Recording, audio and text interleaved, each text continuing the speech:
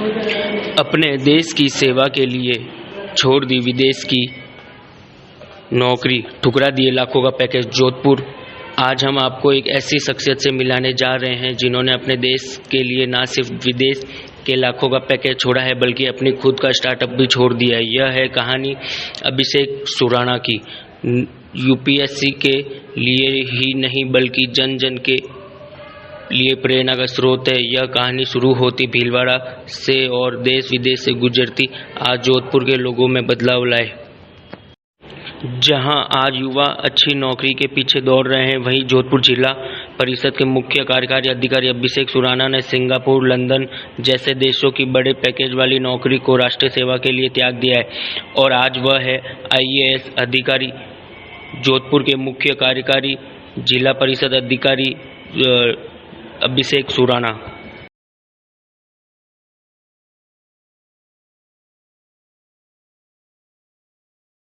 देखिए, मैं मूलतः इंजीनियर हूँ ट्रेनिंग से, और मैंने प्राइवेट सेक्टर में कॉर्पोरेट में भी जॉब किया और खुद का बिजनेस, खुद की कंपनी भी चालू करी और इंडिया के बाहर भी काम किया। और फिर मुझे लगा कि इंडिया के पुनः काम करना चाहिए।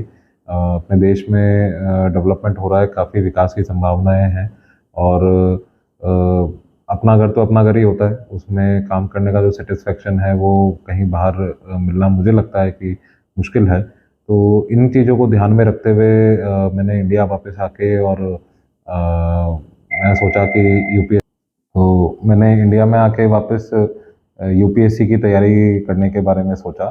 और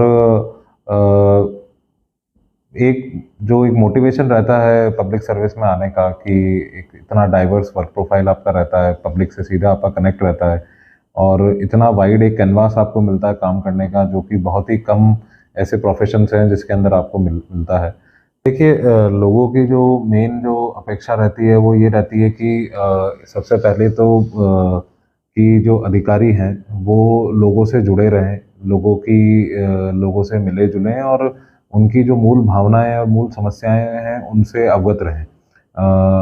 एक अच्छा सक्सेसफुल अधिकारी वही है जिसका लोगों से कनेक्ट बहुत अच्छा है। दूसरा जो एक जो एंगल रहता है वो ये रहता है कि लोग ये चाहते हैं कि अगर उनका काम होने लायक है तो वो रुके नहीं कहीं पे। उसको जो कई बार हम कहते हैं कि लाल फीताशाही में वो लोटा फेरी में कई बार लोग परेशान हो जाते हैं। तो लोग चाहते हैं कि जो भी रिक्वायरमेंट है, जो भी चीज़ है, उनको क्लियरली बता दी जाए, क्लियरली उनको प्रोसेस बता दिया जाए। क्योंकि कई बार सरकार इतनी बड़ी है, सरकार के विभाग इतने सारे हैं कि ऐसा संभव नहीं है कि एक आम आदमी को हर चीज़ के बारे में पता हो। तो ऐसी परिस्थिति में ये ज़रूरी होता है कि उस आदमी को स्पष्ट बताया जाए कि ये काम इस तरीके से होता है, ये एप्लीकेशन चाहिए। और कई बार इस सूचना के अभाव में लोगों को बहुत चक्कर लगाने पड़ते हैं और 50 से 60% जनता इसी वजह से बहुत परेशान रहती है। और मुझे लगता है ये दो चीज़ें लोगों पब्लिक की बड़ी उम्मीद रहती है कि इसके बारे में क्लियरली कम्युनिकेशन होना चाहिए और पब्लिक से एक्सेसिबिलिटी, जिसकी जो मैंने बात की, एक्सेसिबिलिटी एक होनी चाहिए। देखिए, जैसे मूलतः मैं भीलवाड़ा से हूँ और हमारा जो डिस्ट्रिक्ट है वो इंडस्ट्रीज़ के लिए, टेक्सटाइल इंडस्ट्री के लिए काफ़ी फेमस है, माइनिंग इंडस्ट्री के लिए फेमस है। मैं जिस परिवार से आता हूँ उसमें मूलतः हमारा 2 पीढ़ी पूर्व हम किसान परिवार से बिलोंग करते हैं और उसके बाद पिताजी सर्विस में आ गए। पिताजी अभी कॉलेज में लेक्चरर हैं और साथ ही इसी तरह से पिताजी जैसे कॉलेज में लेक्चरर हैं तो उनको देखा। और फिर जब भीलवाड़ा में जब बड़े हुए और जब कॉलेज में, खासकर जब मैंने पढ़ाई करी, कॉलेज में मैं एनएसएस से जुड़ा हुआ था, नेशनल सर्विसेज स्कीम से। मैंने कॉलेज दिल्ली से किया। तो वहाँ पे जब कॉलेज में पढ़ाई करी तब काफ़ी एक्सपोजर मिला, चीज़ें देखने को मिली, फील्ड में जाके, गाँवों में जाके भी काफ़ी चीज़ें देखने को मिली। तो मुझे लगा कि ये एक ऐसा एरिया है जिसमें मुझे काम करना चाहिए। मैंने प्राइवेट सेक्टर में भी चूँकि काम किया है और मुझे लगता है कि हर व्यक्ति की अलग-अलग एक उसकी इच्छा होती है। कई लोगों को प्राइवेट सेक्टर की नौकरी बड़ी अच्छी लगती है, कई लोगों को पब्लिक सेक्टर की नौकरी।